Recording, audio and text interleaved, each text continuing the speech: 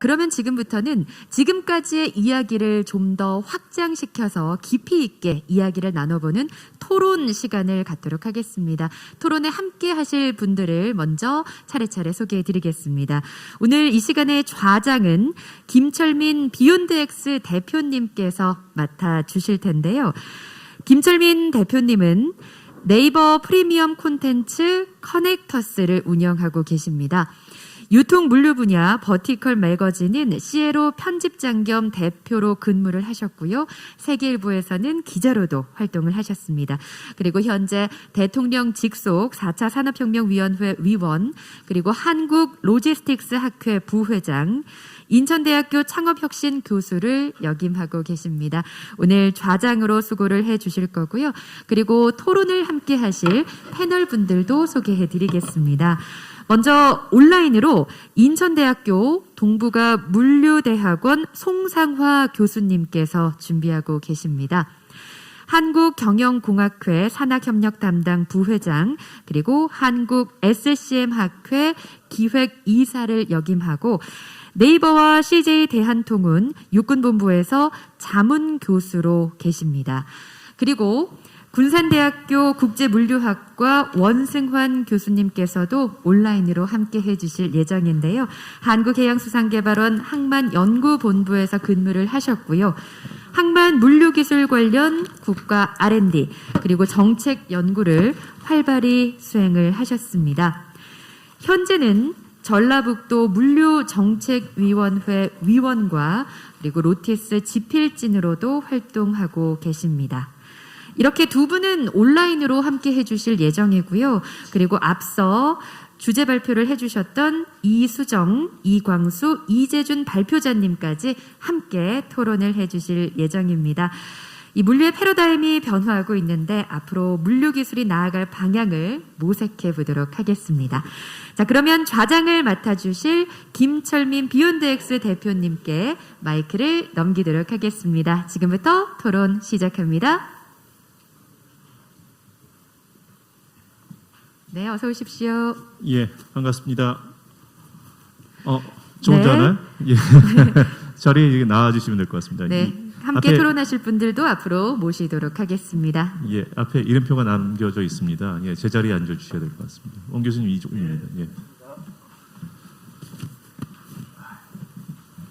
예, 반갑습니다. 비욘드엑스 김철민입니다. 되게 오래 진행을 했어요. 원 교수님 어떠셨어요? 좀 지루하지 않으셨어요? 아, 예, 저는 지방에서 올라와가지고 지루하다는 표현하면 안 되겠구나. 조금 피곤합니다. 예, 좀 이번 시간은 좀 캐주얼하게 좀 밝고 경쾌한 이미지 분위기로 좀 진행을 했으면 좋겠습니다.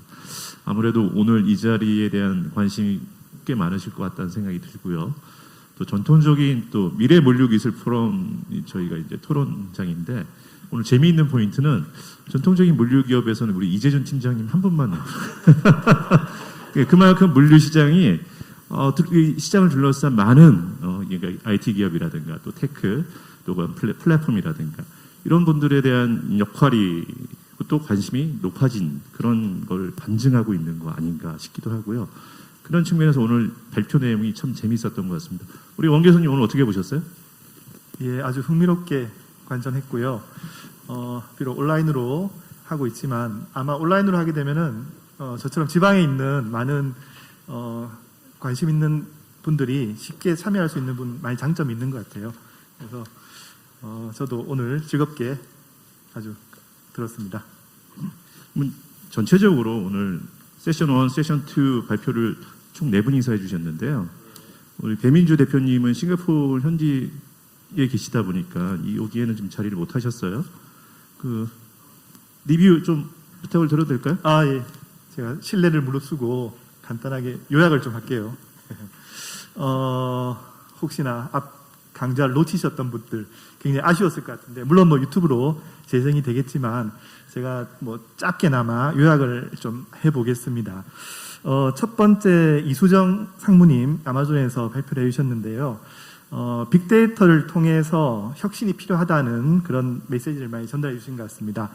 기존에 IT가 비즈니스를 서포트하는 쪽이었다면 이제는 비즈니스와 IT가 결합되고 통합되어야만 IT가 발전할 수 있고 또한 이제 물류 산업이 발전할 수 있다는 그런 메시지를 주신 것 같습니다.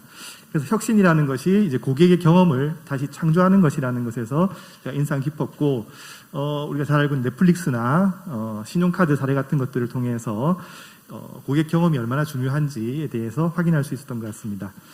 그리고 뭐 아마존이 좀 승승장구할 수 있었던 결정적인 요인이라는 것이 철저하게 데이터 기반으로 비즈니스를 수행했다는 것에서 찾을 수 있었다.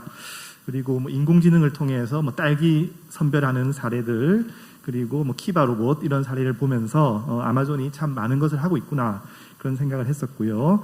결국 뭐 최고의 자본이나 사람도 있지만 데이터가 아닐까라는 그런 메시지를 던져주신 것 같습니다. 두 번째 글로벌 포트 파트너스 배민주 대표님께서는 이커머스 시장에 대해서 전체적으로 말씀을 해주셨습니다. 그래서 시장이 많이 성장하고 있다. 그리고 대표님이 지금 현재 계시는 싱가포르를 중심으로 하는 동남아 시장이 기존의 선진국 시장에 비해서 급속하게 발전하고 있다. 시장이 6배 정도 발전했다는 얘기를 해주셨고요. 그쪽에서 이커머스를 주도하고 있는 쇼피하고 라자다에 대해서 설명을 좀 해주셨고요. 그리고 대표적인 물류 기업이라고 그 이커머스 기업이라고 할 수 있는 아마존과 알리바바의 물류 접근 방식에 대해서 설명해 주셨습니다. 그래서 아마존에서는 이제 모든 것을 이제 물류를 다 책임지려는 방식으로 접근하고 있는 반면에 알리바바는 이제 플랫폼 기반으로 뭔가 뭐 조정하는 물류, 뭐 그리드 로지스틱스라고도 하는데 이런 접근을 하고 있다라는 접근을 말씀해 주셨고요. 그리고 아마존의 물류 투자 그리고 알리바바의 차이니아오 플랫폼에 대해서도 말씀을 해주셨고요. 그리고 쇼피하고 라자다의 접근 방식, 그리고 마지막으로 물류 스타트업 대표적인 10개의 사례를 정리해 주셨습니다. 세 번째, CJ 올리브 네트워크스의 이광수 수석 연구원께서 아주 흥미로운 주제, 요즘 핫한 메타버스, AI 이런 얘기를 해주셨습니다. 수석 연구원께서 해주신 말씀 중에 제가 가장 인상 깊었던 것은 이런 기술에 대한 접근 방식인 것 같습니다. 제가 그대로 좀 인용을 해보자면은 작은 성공으로부터 성취감을 가지며 큰 성공에 이르기까지 차근차근 진행하는 것이 필요하다. 아마 미래 물류기술 포럼이 걸어온 과정도 여기에 아마 똑같이 적용될 수 있을 거라고 생각이 됩니다. 그리고 메타버스에 대한 여러 가지 소개를 좀 해주셨고요. 그리고 빅데이터 기반 AI, 그래서 온라인몰에서 주문을 예측하는 것, 그리고 카트 설비에 대한 작업 동선을 최적화하는 것, 이런 말씀을 해주셨습니다. 그리고 여기에 수식어를 좀 붙여주셨는데, 이제 메타버스에서는 멀지만 가까운이라는 수식어를 붙여주셨고, 빅데이터 기반 AI에는 가깝지만 좀 멀지도 모른다는 요 수식어가 많은 것을 함축하고 있다고 저는 느꼈습니다. 마지막으로 조금 전에 현대글로비스 이재준 팀장님께서는 기술 융합과 미래물류라는 주제로 말씀을 해주셨는데요. 뭐 경쟁적 요소, 뭐 트렌드, 그리고 미래 물류 기술에 대한 적용 방향, 이것을 아주 맥을 잘 짚어주신 것 같습니다. 경쟁력 요소로 디지털 기술과 탄소 중립, 그리고 트렌드로서는 전동화, 배터리 충전 재활용, 자율주행 차량, 라스트 마일 딜리버리, 커넥티비티 수소, 뭐 이런 것들을 정리해 주셨고요. 마지막으로 기술 적용 방향을 동영상과 함께 시청하면서 아주 좀 손으로, 그러니까 눈으로 직접 느낄 수 있었던 것 같습니다. 제가 예, 교수님. 예. 그래서 오늘 최고의 발표는 누구세요? 예, 예, 좀 더 얘기할게요. 제가 재밌게 하자고 하니까 자꾸 이렇게 오늘 딱딱하게 하실 거예요. 이름 진행이 힘듭니다. 예, 알겠습니다. 좀 부드럽게. 확실히 교수님 나오신 것 같습니다. 예. 그래서 제가 오늘 주제가 위드 코로나 물류기술 산업의 대응이라는 주제로 발표가 이루어졌는데, 아까 저장님께서도 말씀하셨듯이 점점 미래물류기술 포럼 발표자에 이제 물류 분야보다는 다른 분야의 분들이 많이 참석하신다는 것, 굉장히 어떤 기회라고 보고 고무적인 거라고 볼 수 있을 것 같습니다. 그래서 마지막으로 조금 더 정리를 하자면은 또요? 예. 결국 세 가지 키워드로 요약되는 것 같아요. 결국은 공급 사슬에 대한 불확실성 대응, 그리고 고객 경험 강화를 위한 어떤 제품 맞춤화라든지 메시지의 개인화, 그리고 마지막으로 운영 효율성 향상, 이런 것들이 전체적으로 발표에 다 고루 녹아 있었다고 생각합니다. 그만할게요. 혹시 교수님께서 오늘 발표하신 세 분 중에 네. 예, 질문하고 싶은 요인 좀 있으세요? 예, 저만 하는 것 같아서. 예. 제가 뭐 질문 좀 드려도 되겠습니까? 예. 안 물어보셔도 돼요. 예. 다 대답해 주실 겁니다. 제가 지목하고 예. 하는 게 좋겠죠. 예, 예. 현대글로비스 이재준 팀장님께 하나 질문 좀 드릴게요. 저는 뭐 대학에 있다 보니까 학생들을 지도하고 이런 데 관심이 많습니다. 그래서 물류 산업이 발전하기 위해서는 사실 우수한 인재가 많이 유입돼야 된다는 생각을 많이 하거든요. 그래서 아마도 물류 기술 분야는 다른 어떤 분야보다 다양한 전공 분야가 모여 있는 곳이라고 생각합니다. 그래서 물류 산업을 발전시키기 위해서 다양한 인재를 어떻게 좀 유입해서 발전시킬 수 있을지 그런 것에 대한 고민 좀 듣고 싶습니다. 예, 저희가 지금 제일 고민되는 부분이 바로 그 부분인 것 같습니다. 이게 사실 이제 물류라는 것이 옛날 그런 전통적인 산업 자체가 아니고 이제는 굉장히 테크 기반으로 가야 결국은 이제 경쟁력이 있고 그 테크 기반으로 간다라는 자체는 다양한 전공과 다양한 경험을 보유하신 분들이 함께 모여서 서로 고민하고 해야 그런 부분들이 좀 경쟁력 있게 다가갈 수가 있겠는데요. 그 중에서도 지금 IT 관련해가지고 뭐 여러 가지 이제 스마트 물류라든가 그다음 AI 쪽에 있는 그런 AI 모델링 그런 분들을 저희가 좀 계속적으로 이제 인재를 확보하기 위해서 현재 지금 올해부터 이제 본격적으로 좀 시작하고 있는 게 산학해서 공동 이제 그 연구 선발 과정을 저희가 좀 뒀습니다. 그래서 특정 몇 개 대학하고 같이 공동으로 기획해가지고 앞으로 2년 후에 우리는 이러한 인재들을 양성시켜서 우리가 우리 기업으로 모시고 오겠다. 이런 전략을 가지고서 올해 지금 몇 개 대학하고 그렇게 교류를 맺어가지고 하고 있고요.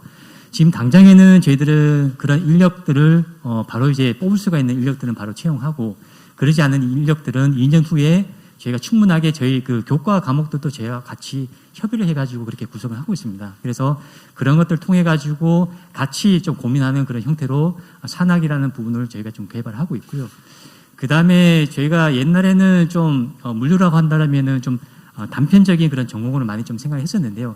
이제는 굉장히 좀 오픈된 마인드로 많은 부분을 좀 채널을 좀 열어뒀습니다. 그래서 새롭게 이제 산업에 대해서 정의를 내리고 그 산업 속에서 우리가 어떤 것들을 우리가 할 수 있는지 새로운 사업에 대해서 기회 요소를 찾을 수 있는 그러한 인재들 그리고 아까 말씀드렸던 이 기술이라는 부분들이 이제는 우리가 응용이라는 부분을 통해 가지고 계속적으로 새로운 비즈니스를 창출해야 됩니다. 그렇기 때문에 그러한 신기술 부분에 대해서도 지식을 가지고 있고 경험을 가지고 있는 분들을 저희들은 지금 오픈 마인드로 해가지고 계속해서 뽑고 있고요.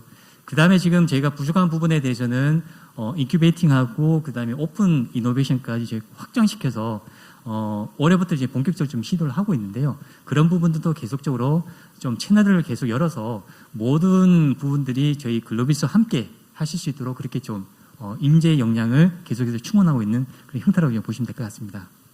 예, 이상입니다. 교수님. 예. 학생들 때문에 질문해 주신 거죠? 아니요, 제가 평소 관심이 많이. 근데 고민이 많을 거라고 생각이 듭니다. 예. 한 전공에 있는 학생들을 뽑는 것은 상대적으로 수월한데 여러 전공에서 그것을 뽑아낸다는 것이 상당히 힘들 거라는 생각이 들어서요. 예. CJ 올리브 네트워크스의 이광수 수석연구원님께 하나 여쭤볼게요. 그 다양한 이제 그 사이트 혹은 이제 프로젝트를 진행하시다 보면은 결국 기술의 발전하고 어떤 비즈니스의 변화에 대해서 굉장히 어려움이 많으실 것 같습니다. 아까 말씀해 주셨던 내용 중에도 보면은 일부는 아주 발전된 분야도 있고 일부는 굉장히 또 초보적인 분야도 있을 것 같고 그런데 현장 적용의 어려움 좀 말씀해 주시겠어요? 네. 작년에 이제 모 기업에서 여러 가지 이제 비즈니스 전략과 관련된 한 20여 가지 그 과제들을 이 AI 기술을 접목해서 어떻게 해결할 것인가 이제 이런 그 고민들로부터 출발한 그 프로젝트를 갖다가 제가 총괄을 했었던 적이 있습니다. 근데 이런 것들을 갖다가 고민할 때 실질적인 어떤 적용이나 이런 것들을 염두에 두고 처음부터 좀 약간 큰 그림을 그리면서 시작을 했더라면 하는 아쉬움이 있었는데 결과적으로 어떤 잘 적용된 그런 사례들도 있었지만 실질적으로 생산 시설이나 이런 것들에 이제 예를 들어서 비전 AI 이런 것들이었었는데 뭐 이물이라든가 이런 것들을 갖다가 AI가 자동으로 잡아낼 수 있고 근데 이런 것들을 갖다가 알고리즘을 개발하고 정확도도 96% 이상 막 그렇게 굉장히 정확도를 갖다가 확보를 한 그런 사례였었는데 실질적으로 적용을 하려고 그러면 생산 설비에 비전 AI 카메라 뭐 이런 것들도 설치해야 되고 또 이걸 갖다가 프로세싱 해야 되는 그런 그 장비들도 갖춰야 되는데 이러한 장비들을 갖다가 구매하는 거는 문제가 아닌데 이걸 갖다 설치할 공간이 없는 거죠. 뭐 그런 되게 그 너무 안타깝고 어처구니 없는 그런 사례들도 많이 봤었고요. 그리고 실제로 이제 아까 그 마지막 사례에서 보듯이 그걸 갖다가 그 디스플레이 패널에다가 구현할 수 있는 그런 인프라가 이미 갖춰져 있는 그런 되게 좋은 형태들도 있었습니다. 근데 뭐 공통적으로 말씀을 드리면 제가 좀 더 가까운 시선으로 이 과제를 갖다가 수행하는 것도 좋지만 먼 미래나 이런 것들을 갖다가 같이 고민하는 것도 되게 중요하다고 제가 말씀드렸다시피 처음에 과제를 갖다 선정하고 수행함에 있어서 항상 이거는 그냥 POC에서 끝내야 되는 그런 것이 아니라 이걸 갖다가 실질적으로 적용을 하고 시스템이든 일하는 방식의 변화를 이끌어내든 이런 형태로 구현돼야 된다라는 걸 갖다가 염두에 두고 시작을 했더라면 그런 아쉬움들이 있었고요. 그런 것들을 갖다가 진행하려고 하는 많은 기업들이 이런 고민들을 갖다 좀 같이 했으면 좋겠습니다. 네, 이상입니다. 예, 혹시 AWS 이수정 성우님께는 질문이 없으십니까? 있습니다. 예, 아이고. 예. 요즘 뭐 이렇게 물류 분야든 어느 분야든 발표를 들어보면은 대부분이 아마존이 기승전 아마존이 같습니다. 그래서 오늘 제가 아마존에 대해 소개를 듣고 여러 가지 말씀을 해주셨는데 상무님께서는 뭐 아마존 이전에도 여러 기업을 경험하신 걸로 제가 들었습니다. 그래서 정말 아마존이 가지고 있는 좀 핵심적인 경쟁력, 경쟁 우위, 그렇게 투자할 수 있는 비결, 뭐 이런 것들이 뭘까 좀 궁금했거든요. 그래서 몸담고 계시니까 조금 저희들한테 잠깐 좀 소개해 주시면은 저희 궁금증이 좀 해소될 것 같습니다. 네, 감사합니다. 되게 어려운 질문을 주셨어요. 아마존을 제가 다닌 지가 2년이 조금 넘었고요. 그 4년 정도는 이제 IBM이라는 회사하고 이제 오라클이라는 회사에 있었습니다. 저는 글로벌 IT 기업에만 한 26년 정도 있었는데, 이제 아마존이 여러 가지 아까 제가 말씀드린 바와 같이 이제 성공을 굉장히 많이 했지만 사실은 실패한 것도 있습니다. 성공이 너무 많기 때문에 실패한 게 묻히는데 대표적으로 이제 실패한 사례가 파이어폰이라고 하는 전화를 이제 야심차게 한번 만들어 보신 거예요. 우주를 다녀오신 회장님께서.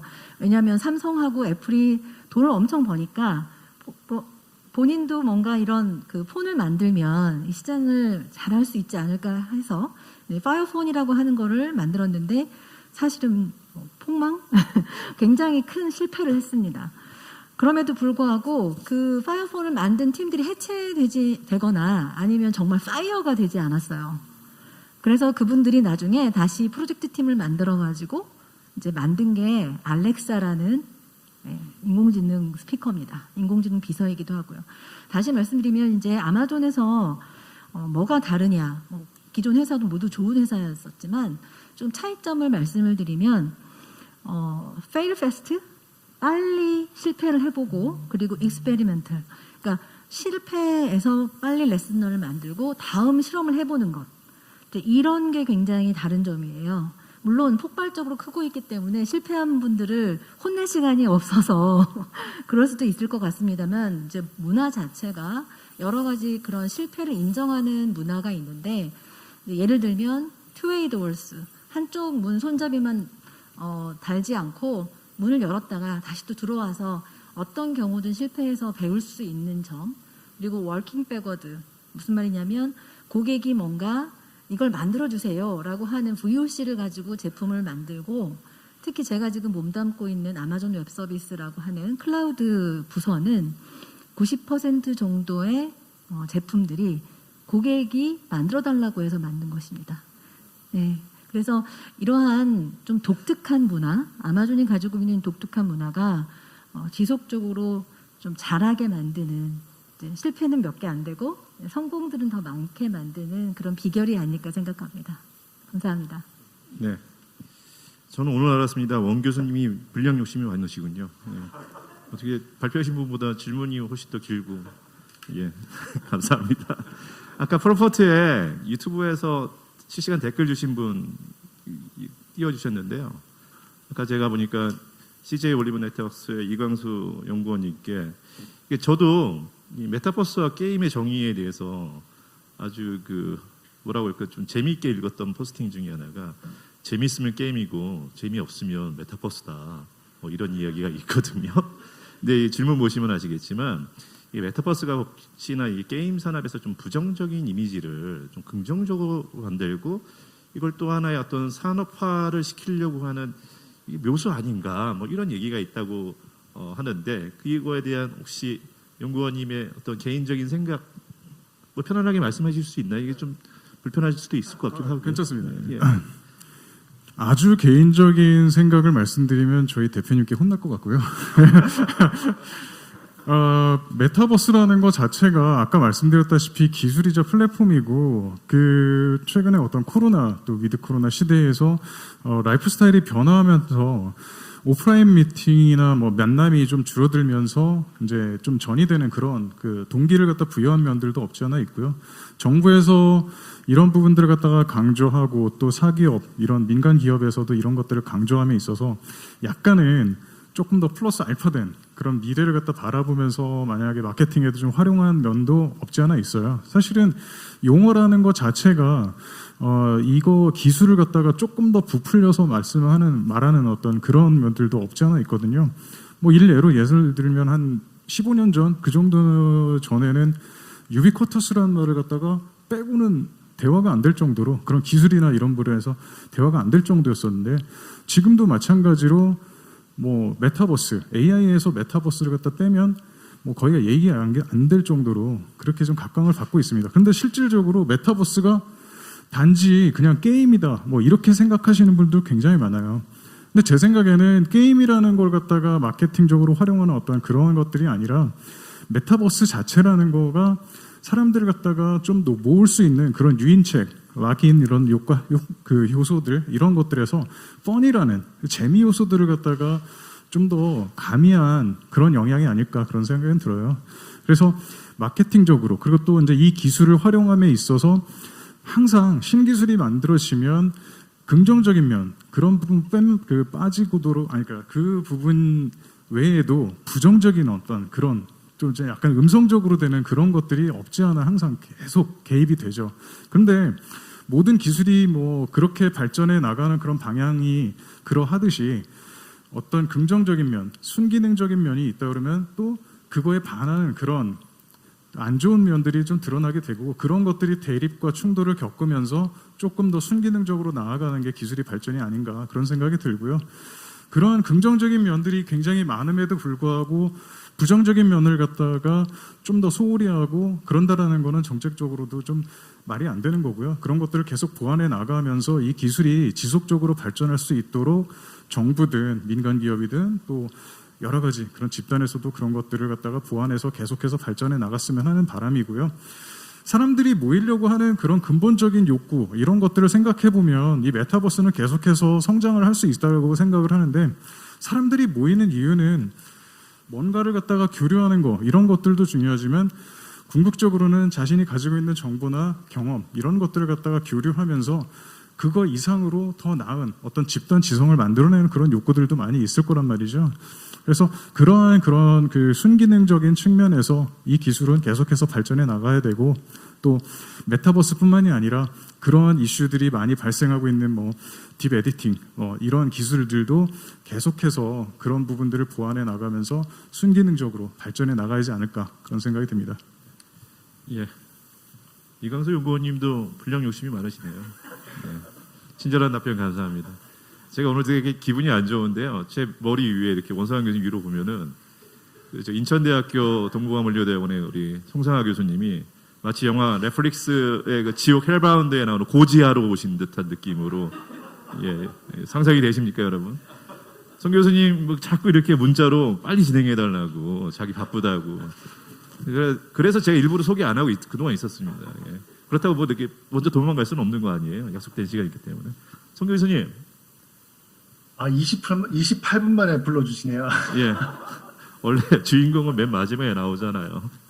우리 저 네이버와 CJ 풀필먼트 자문 교수로 활동하고 계시는데요.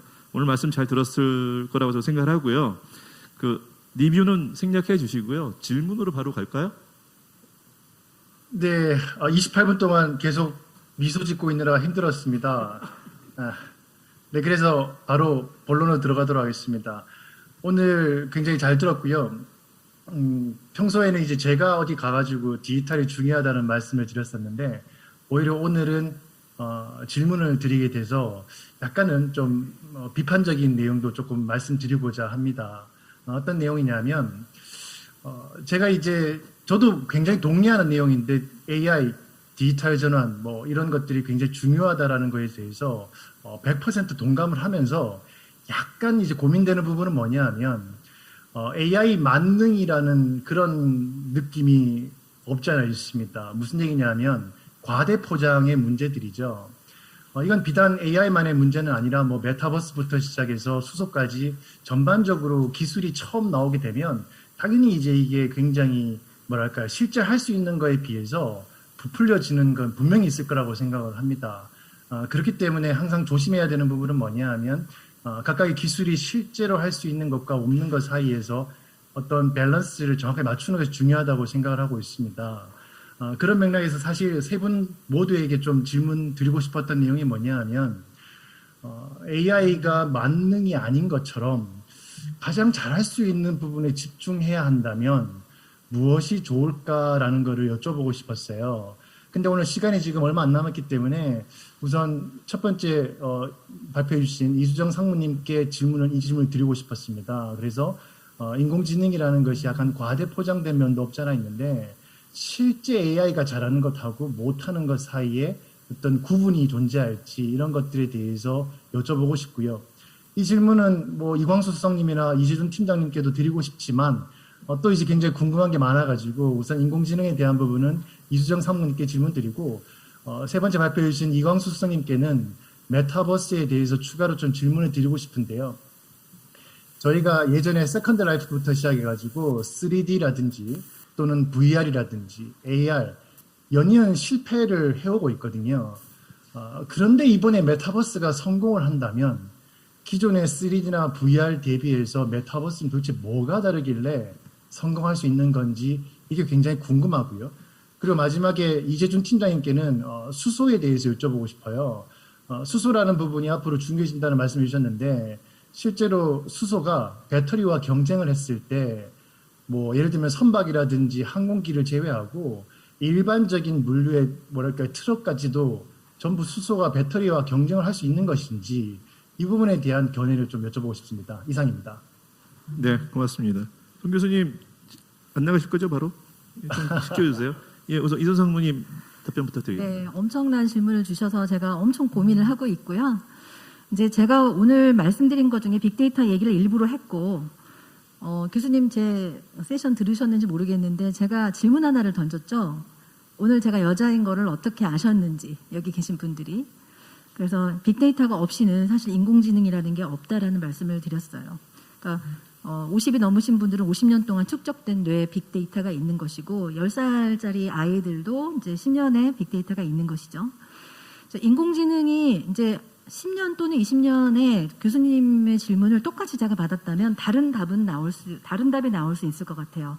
그 사이에 빅데이터가 엄청나게 발전을 하고 그리고 어느 정도는 인간의 영역을 이제 침범 또는 커버를 하면서 그때 이런 질문을 받았으면 제가 달리 대답을 했을 텐데 이제 지금의 상황은 어떻게 제가 대답을 드리고 싶냐면 여러분들께서 이제 알파고 또는 이제 그 전에 IBM의 딥블루라고 하는 슈퍼컴퓨터들이 있어서 IBM의 딥블루는 체스를 이기고 알파고 같은 경우는 바둑을 이겼죠. 그런데 알파고가 과연 제가 여자인 것을 알 수 있을까요? 모른다는 거죠. 무슨 말이냐면 이제 연산을 굉장히 잘하는 딥러닝 레벨의 것을 가지고 우리는 인공지능이라고 하는가. 예를 들면 이세돌 씨를 이겼기 때문에 저게 사람일 거라고 생각을 하시나요? 이수정이 여자라는 것을 안다. 불가능하거든요. 여러분들 의사 선생님들 보시면 엄청난 의학 지식을 가지고 계시잖아요. 그런데 또 데이터 사이언티스트나 아니면 개발자들을 보면 또 다른 기술을 가지고 있단 말이에요. 왜냐하면 그들이 가지고 있는 빅데이터, 뇌에 있는 데이터가 다르기 때문이거든요. 그래서 이제 여기서 인간이 할 수 있는 영역 또는 기계가 또는 인공지능이 할 수 있는 영역, 그렇다면 지금의 현재 상태는 딥러닝 더하기 머신러닝, 지금은 조금 자가로 데이터를 주면 모델링을 할 수 있는 정도까지는 발전을 했어요. 그래서 알파고 더하기 아까 제가 말씀드린 퍼스널라이즈, 그러니까 개인화할 수 있어서 뭔가 추천을 하면 기특하게도 몇 개는 맞추는. 다시 말씀드리면 여러분들의 비즈니스와 또는 의사 선생님들의 어떤 의료 진료나 이런 부분을 서포트하는 어그먼티드 어떤 툴의 레벨에 지금 와 있습니다. 인공지능은. 근데 이제 클라우드가 전 지구에 있는 모든 데이터를 다 흡수를 해서 매트릭스 같은 거를 만들어가지고 그 안에다가 사람을 전지처럼 쓰게 하고 그런 미래가 올지는 모르겠으나 이제 현재 교수님이 주신 질문에 대한 답을 한다면 컴퓨팅하고 데이터를 모아서 그걸 가지고 프로세싱하고 조금은 서포트하는 영역, 그러니까 인간을 지원하는 영역은 잘합니다. 제가 위키피디아보다 못하잖아요. 어떤 지식에 대한 것은. 하지만 어떤 종합적인 판단 그리고 이모셔널한 부분, 종합적인 인간 휴머니티에 관련된 부분, 인문학적인 부분에 대해서는 아직도 갈 길이 멀었다고 생각이 듭니다. 왜냐하면 인간이 이제 제가 50살이라고 하면 50년 동안 축적된 이 데이터를 이런 정도의 에너지를 가지고 프로세싱할 수 있는 컴퓨터는 아직은 없거든요. 그래서 그렇게 말씀을 드리고 시간이 많이 지났습니다만 한 말씀 더 드리면 여기서 이제 인공지능 또는 빅데이터가 굉장히 중요한데 경계해야 될 것은 인공지능도 결국은 베이스라인 자체가 빅데이터이기 때문에 굉장히 힘이 센 플랫폼 사업자 또는 데이터를 가진 자가 데이터를 왜곡해서 인풋을 한다면 AI가 굉장히 약간 자폐적인 AI가 이제 개발이 될 수가 있어요. 왜냐하면 왜곡된 데이터를 주기 때문에 그 부분에 대해서도 인간들이 조금 경계를 하고 사람들이 경계를 하고 집단 지성으로 풀어내야 할 영역이라고 생각합니다. 이상입니다. 예, 말씀 감사합니다. 송상효 교수님의 질문의 요지는 아마존 자문하고 싶습니다. 뭐 이런 이야기인 것 같습니다. 그다음에 우리 이광수 연구원님께 여쭤보고 싶은 게 아까 송 교수님께서 메타버스 이야기할 때 3D 컴퓨팅, 3D 프린팅이라든가 VR 관련해서 그 기술에 넘어설 수 있을 것인가 뭐 이런 얘기를 해주셨는데요. 뭐 간략하게 좀 말씀해 주실 수 있나요? 간략하게 말씀드릴게요. 않아가지고요. 네. 과거하고 지금하고 좀 비교한다 그러면 가장 큰 차이는 두 가지라고 제가 보고 있습니다. 한 가지는 가장 중요한 게 이제 컨텐츠 부분이라고 보고 있어요. 과거에는 어떤 그 기술 지향적인 그런 그 신기술 이런 것들이 조금 회자됐다 그러면은 지금은 거기 안에서 회자가 되는 다양한 그런 컨텐츠들이 각광을 받고 있죠. 그러니까 이전에는 생각하지 못했던 그런 영역들, 서비스들 이런 것들이 굉장히 이제 여기 플랫폼에 태워지면서 이제 패러다임 자체가 바뀌는 거죠. 과거에는 부동산 거래나 이런 것들은 겨우 하는 게 그냥 온라인에서 그냥 또 조회하고 뭐 이러는 정도였었지만 이제는 이런 것들을 갖다 비대면으로 플랫폼 안에서 서로 공유하고 파는 사람과 사는 사람들이 같이 공유하고 이런 것들도 있을 수 있고요. 그다음에 NFT 기술을 활용한 어떤 원화 거래라든가 이런 것들이 어떤 플랫폼화한 그런 공간에서 이루어지는 것들 그리고 또 거기 안에서는 어떤 일방향으로 주어지는 그런 정보를 갖다가 소비하는 정도로 그런 형태로 되는 것이 아니라 그 안에서 서로 교류하고 거기 안에서 일어났던 다양한 일들이 또 로깅이 되면서 그런 것들이 또 AI 기술과 접목된 그런 그 결과로서 다시 거꾸로 그거에 특화된 그런 서비스들로 나타나는 그런 형태를 갖다 많이 볼 수가 있거든요. 그래서 뭐 기술의 발전이라든가 이런 것들도 당연히 뭐 중요하겠지만 거기 안에서 이루어지는 컨텐츠의 그런 무한한 가능성 이런 것들이 뭐 공연도 예전에는 공연을 메타버스에서 한다고 이렇게 했을 때 그런 것들을 상상을 못했던 시절이 있었죠. 컨텐츠가 다양화되면서 이런 것들은 계속해서 장기화될 수 있을 것 같고 더 나은 그런 신기술들이 많이 나올 수 있을 거라고 생각을 하고 있습니다. 네. 예, 연구원님 말씀 감사합니다. 저 이재준 팀장님 아무래도 글로비스가 현대차 계열이다 보니 전기차보다는 수소차 좀 강조를 해주신 것 같고 저는 물류기업이 유통이나 제조에 위해서 선행적 의사결정이 아니라 후행적 의사결정을 많이 해야 되다 보니 선제적 투자라든가 이런 게 좀 많이 힘들 것 같고, 더더욱이나 팀장님이 맡으신 팀이 이제 미래 선행팀이 연구원이잖아요. 이게 대단히 어려운 일일 것 같아서 그런 부분들에 대해서 좀 더 간이해서 좀 말씀을 해주실 수 있으실까요? 예, 그 교수님께서 배터리랑 이제 수소 굉장히 좀 민감하죠. 이게 그 차이점에 대해서 경쟁력 부분에 대해서 말씀해 주셨는데요. 이 수소라는 부분이 이제 대량의 수소가 들어가서 힘을 발휘해야 되는 그런 모빌리티 영역이 있습니다. 그 부분이 HDV라고 해가지고 이제 헤비 듀티 비클 쪽에 이 부분은 이제 기존까지는 디젤로 했던 부분들이 배터리로 이제 전환시킬 수가 있지만은 배터리로 전환시켰을 때 굉장히 더 많은 투자와 코스트와 이런 부분들이 들기 때문에 또 이제 그만한 출력을 내기 위해서는 더 많은 이제 배터리 용량이 필요한 거거든요. 그런 분야에서는 저희들이 보고 있는 것이 수소가 경쟁력이 있다라고 보고 있고요. 그래서 지금 뭐 유럽도 그렇고 미국도 그렇고 우리 한국에서도 지금 검토하고 있는 부분들이 약 한 10톤 이상, 뭐 보통 25톤 이상을 헤비듀티 비클이라고 용어를 지칭하고 있는데요. 그런 부분에 대한 차량에 대해서는 충분하게 수소는 경쟁력이 있다라고 보고 있고, 그런 부분들이 이제 유럽에서도 여러 가지 좀 테스트를 해봤을 때 약 한 2025년, 6년 이후에는 충분히 이제 가능성이 있지 않느냐 그렇게 좀 보고 있고요. 그렇게 코스트 분석을 좀 하고 있습니다. 근데 이제 이 수소라는 부분들이 선행되기 위해서는 뭐가 필요하냐면 값싼 수소를 생산해야 되거든요. 이 값싼 수소를 생산하기 위해서는 한국이 굉장히 좋지 않은 그런 지리적 위치에 놓여 있습니다. 왜냐하면 값싼 수소를 생산하기 위해서 필요한 것이 바로 값싼 전기료거든요. 값싼 전기료를 계속해서 우리가 싸게 전기를 공급받아야 되는데, 그 부분은 결국에는 신재생 에너지를 가지고 할 수밖에 없는데, 그 신재생 에너지라는 부분들이 한국은 지금 태양광 자체가 굉장히 좀 좋지 않은 그런 환경이 있습니다. 그러다 보니까 우리 한국에서도 값싼 수소를 그러면 어떻게 해서 계속해서 공급받을 것인가라는 부분을 고민하고 있고, 그런 차원에서 이제 그런 수소가 많이 생산될 수 있는 부분이 바로 뭐 호주라든가 중동이라든가 이런 지역이 되거든요. 그래서 그런 수소를 이제 수입해서 공급하는 경우에도 충분하게 이제 경쟁력이 있을 것으로 보고 있고요. 그것은 지금 현재 좀 가늠하고 있는 부분들이 약 한 2025년 이후부터 해서 한 30년까지 가야 그렇게 수소에 대해서도 가격 경쟁력을 가지고 있고, 그 가격 경쟁력을 바탕으로 해서 계속적으로 연료 전지를 부착한 그러한 차량이 계속해서 생산될 때 결국에는 수소 사회 또한 당겨지지 않을까 그렇게 좀 보고 있습니다. 그래서 모든 수소에 대한 경쟁력에 대한 시작은 바로 값싼 전기료에 의해 가지고 값싸게 수소를 어떻게 공급받을 수 있느냐, 그런 차이인 것 같습니다. 그래서 그런 쪽에 계속적으로 좀 연구를 많이 하고 있고요. 그 다음에 그 배터리로 지금 계속 운용되고 있는 부분도 있는데, 배터리라는 것이 사실 이게 정부 보조금이 막대하게 지금 지원되고 있지 않습니까?